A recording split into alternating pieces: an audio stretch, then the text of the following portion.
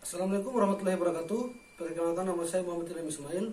Di sini saya akan menjelaskan tentang konsep etika dan hukum keperawatan. Yang pertama, konsep etika dan moral keperawatan. Perlu kita ketahui apa itu etika, apa itu moral. Yang pertama, konsep etika profesi. Di sini pengertiannya, etik atau etis berasal dari bahasa Yunani, yaitu ethos. Artinya adat, kebiasaan, perilaku, atau karakter.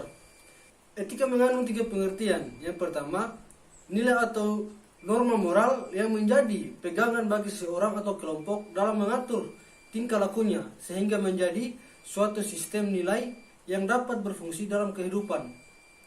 Yang kedua, kumpulan asas atau nilai moral, kode etik. Yang ketiga, ilmu tentang yang baik atau buruk. Peraturan yang digunakan sebagai acuan atau standar dalam berperilaku, ilmu tentang kesusilaan yang menentukan bagaimana sepatutnya manusia hidup bermasyarakat. Moral berasal dari bahasa Latin, mos, artinya jamak, mores, yang berarti kebiasaan, adat.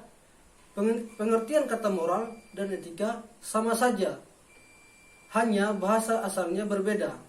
Moral juga berarti nilai-nilai dan norma yang menjadi pegangan bagi seseorang atau suatu kelompok dalam mengatur tingkah lakunya.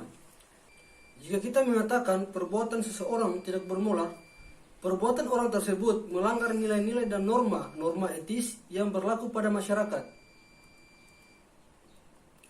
Moralitas dari kita, sifat Latin moralis mempunyai arti sama dengan moral, hanya ada nada yang lebih abstrak.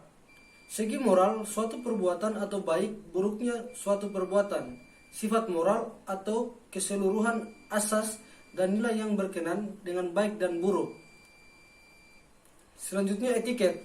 Etiket berarti sopan santun, secari kertas yang ditempelkan pada botol atau kemasan barang, atau aturan.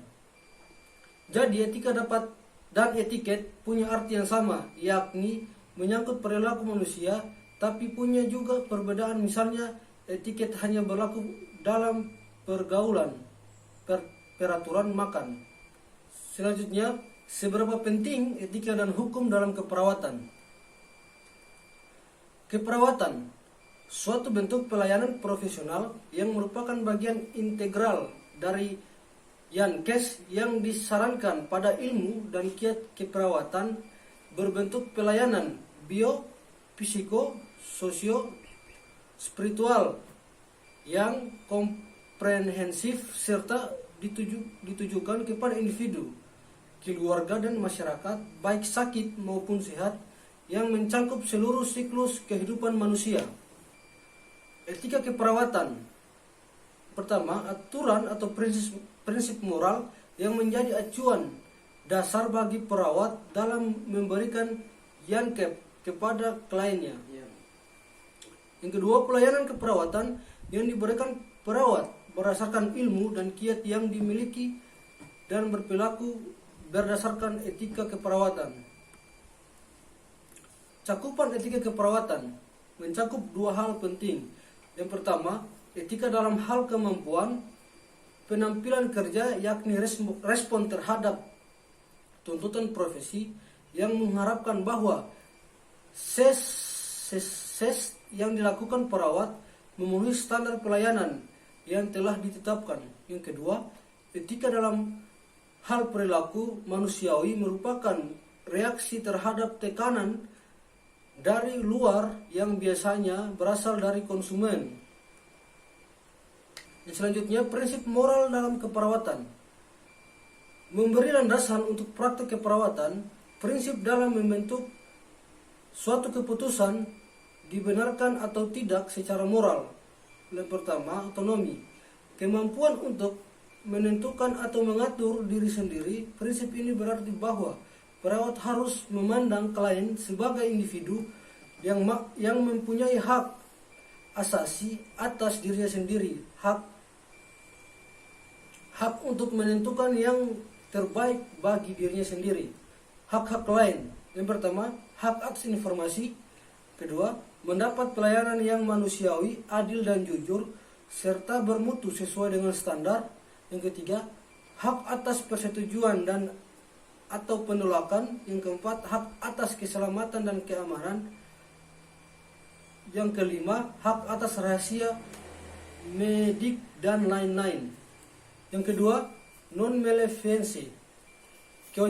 Kewajiban perawat untuk tidak melakukan kesalahan atau tindakan yang membahayakan, tidak menimbulkan cedera dalam setiap tindakan keperawatan yang dilakukan terhadap klien, atau penetapan teknologi yang digunakan perawat harus mempertimbangkan risiko efek. Menghindari meminimalkan risiko. Contoh pasang infus. Yang ketiga, benevolence atau perilaku baik. Yang pertama, melakukan tindakan yang terbaik bagi klien. Yang kedua, melindungi dan mempertahankan hak-hak klien. Yang ketiga, menolong klien dari ketidakmampuan. Yang keempat, veracity atau jujur. Berkata jujur, tidak bohong atau menipu klien. Jujur merupakan hal yang sangat mendasar dalam membangun hubungan dengan orang lain. Kewajiban untuk mengatakan yang sebenarnya dilandasi atas penghargaan pada otonomi seseorang. Yang kelima, justik atau adil. Setiap klien mendapatkan tindakan yang sama sesuai kebutuhan dan kegunaannya. Setiap klien yang akan dilakukan pembedahan mempunyai kesempatan yang sama untuk mendapatkan penjelasan dan persiapan yang berhubungan dengan operasinya. Yang keenam,